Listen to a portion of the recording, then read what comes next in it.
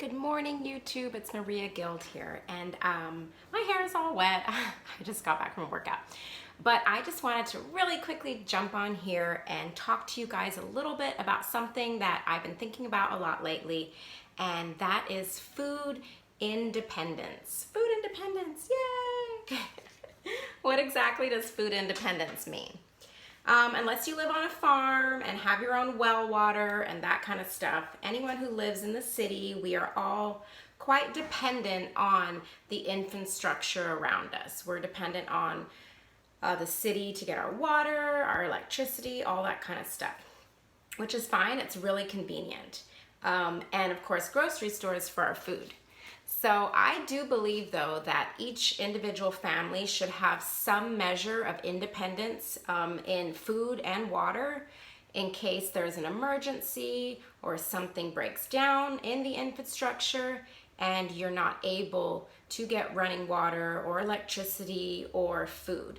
Now, most of the time, food is kind of the thing that, like we saw recently, where shelves were empty and that was kind of an issue with having our shelves stocked. So, considering that already happened recently during the pandemic, I just want to really encourage all of you guys to try and have a little bit of something saved up and stocked up in case there is an emergency or in case you can't get food readily and available, or if the stores start, not being able to carry everything that you need. So I think it's really important right now where I live, everything is back up to stock very well. So I think it's important to try and use this time where everything is in stock to make sure that you personally, you and your family, do have a little bit of a backup plan in case there is any kind of emergency again. Now, for example, if there is an emergency, usually it can take about 3 days to 3 weeks for help and food and everything to become available. And usually when that does become available, it's kind of a big mad rush. There's lots of lines, there's all that kind of stuff. So if you can avoid being in all of that, that's ideal. So let me just talk a little bit about kind of what I do as far as stocking up and having a little bit of storage of food and essentials. And hopefully you guys can each family has a little bit of an emergency supply and stash in case, God forbid, anything went wrong. Okay, so first of all, I think the easiest, most simple thing to do is just to buy a couple big sacks of beans or rice or any kind of dry good that is a protein and a starch or a staple. So if you don't have money for anything else, at least have that. Have some kind of emergency supply of food. You can buy 50-pound bags or whatever the size is. Just make sure if you have bought that bag that you put it in some kind of hard container so that the mice and stuff don't eat it. And then just store, a couple bags of that in your garage. I think that's so important. Every single family in America should have at least that. All right.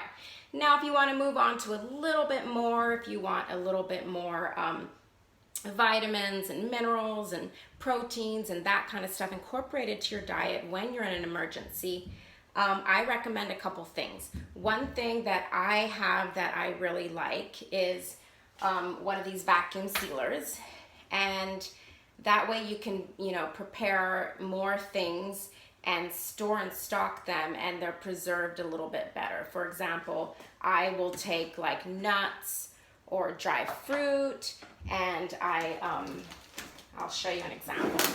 I like vacuum seal them in these little bags, and then you can always pop your vacuum sealed things in a little like food storage container with a sealed tight lid. So and I recommend buying things that you eat a lot of. Like, you don't want to have like your normal, regular, what you eat, and then a completely different lifestyle and food style if you're in an emergency. For example, if your kids, put nuts in their yogurt every morning, have a supply of nuts, or, just think about what you eat as a family and try and stock up on those things. So you're not just suddenly in this like, oh, we're eating rice and beans every day.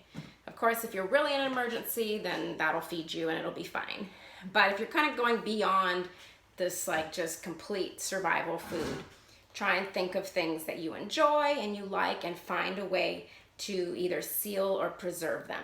Another thing, of course, that is really great is the mason jars. You can store a lot of dry food in there, and you can vacuum seal the lids. You can store almonds, dried fruit, tea, coffee, anything like that in mason jars. Now, mason jars are glass, so that's a wonderful way to save it. There won't be any issue with plastic breaking down and causing any problems. So mason jars are wonderful. And then of course, if you want to really move beyond that, you can go into canning.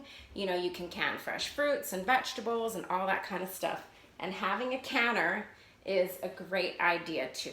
So now I'm gonna, like some of those things you need a little bit of money for. For example, like, you know, if you want to have one of these food savers, a dehydrator is another thing that we have, so you can take fruits and vegetables, dehydrate them, and then store them in jars. That's another great idea because that has, you know, that way you're preserving a lot of nutrition. And then of course a canner. You can buy a canner so you're really prepared. And with a canner you can actually can meat, you can can milk, you can can all kinds of things. But that is kind of next level prep. And you can watch lots of videos about that. So, but for the main thing I wanted to show you guys, so for what I do is I have all the stuff I want to use right away. I keep it in food safe containers like this. For example, we have flour, we have rice, and they're all stored like this. If you're gonna open your food, like an open bag of rice and put it in these storage containers or beans or whatever, make sure that the container you have is a food safe container. And one little tip with that is if you have like rice or beans or flour in a bucket like this that you're opening regularly to use, throw some bay leaves in there and it'll keep the little bugs and weevils out. That's a great tip. Now, if you have sealed bags that you're just storing, you actually can use just these cheap utility buckets with these sealable lids from Home Depot or Lowe's. And one idea I'm going to show you really quickly here is if you have one of these vacuum sealers, you can vacuum seal stuff, and then it's really easy. You can just pop them into these, pop a couple bags of that in here and store it in these buckets, or even just a storage tote. Now I want to show you a little bit of the vacuum seal process I did. These are just like cheap little $1 1-pound bags of beans that you can get from the grocery store. And slowly but surely every time I go to the grocery store, I buy 1 or 2 items, inexpensive, that are storable. And I use a vacuum sealer and I just seal it up and then I toss it into a tote like this or a container. And it's a great way to kind of stock up if you don't have a ton of money to right away invest in a decent supply. Another thing I've done is with my vacuum sealer, which is an investment, so don't feel like you have to do that. If you just buy one big bulk bag and store it in a container, that's perfect too. But this for me, I like to do too, is I'll take the huge bag, because once you open it, then it's exposed to bugs and all that kind of stuff. And I will break it down into smaller sizes. For example, I will take flour and I'll put it in a paper bag first, and then I'll measure 10 cups of flour, put it in a paper bag, and then vacuum seal it in a plastic bag. So I have a couple, 6 or 7 of these little 10-pound, flour bags, or for example, this is popcorn. And that way you can use only one at a time, and that'll last you 2 weeks or whatever. You can open that up and use it, and you don't have to open your huge, massive bag. So that's something I've done. If you have a food saver, it's very inexpensive to buy the rolls, refill rolls for your food saver on Amazon. So if you have a big bag that's open, you're worried about bugs getting in, just scoop out a couple of, measure out a couple scoops, vacuum seal it, and then store it that way. Let's see, what else? What else was I thinking to talk about? Oh, water. Of course, water is extremely important. Ideally, if you can get a big rain bucket or rain barrel, fill that with water and store it. There should not be any light getting in because that causes mold. But if you have one or two of those, that's ideal. And then some kind of filtration device if you need to use that water. The other thing you can do is just buy a couple of the gallon packs of water and just make sure you have a little bit of a stock of that as well.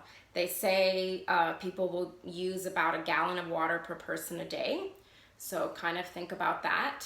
And another thing that I think is important if you have the money to invest in, is a generator. So that you can run vital things like communication, your phones, in case of an emergency. And I will link the links to any of these products down below. And I want people to not be worried, not to be afraid, but just to have a little bit of a sense of preparedness and a little bit of independence in case suddenly things don't go exactly as we want or as they're planned, and you and your family won't be in a really difficult position. And that's my hope for you. If you have any other questions, I'm not sure if I covered everything or if I went through everything more thoroughly. I might do different videos, just a little more thorough. But try and be prepared, stock up a little bit. Another thing that's great, if you can invest in it, is like a second deep freezer. And that way, for me, I love having exactly what I bought for the week. For example, you know, the kids' favorite chicken or the meat I usually use for meals. Instead of just buying one, I buy two. And one goes in my regular fridge and the other pack goes out in the freezer. And that way, if there's any kind of emergency or anything, I have exactly what we always eat and we always use with about a 2-week backup. It's not tons, but it definitely helps. And it just, you know, it makes me feel a little bit more comfortable, a little bit more safe that, you know, if there was an emergency, we'd be okay for a little bit. Anyways, I hope you guys are good too. There is one other link I wanted to talk about. Obviously, big box stores have a lot of these things. They have a lot of things you can stock up on. But I've heard recently, and I'll put the link in, I'm not sure, I'm not exactly sure if it's still available, but I know there are some churches that have like food storage supplies where you can go in and buy everything you need, like in a box, kind of in a survival type way. So you don't have to mess with a bunch of other boxes or things like that. You can just buy everything you need already made. So I will put a link down to some stores, and they're in most cities where you can contact them and you can actually shop through them, and they're usually very affordable. All right, that was it. I hope you guys have a great day. Go out and do a little bit of extra shopping, buy a little bit of water, buy some rice and beans, and just make sure you're not caught completely unaware. I love you guys, and I want everyone's family to be safe and happy and okay.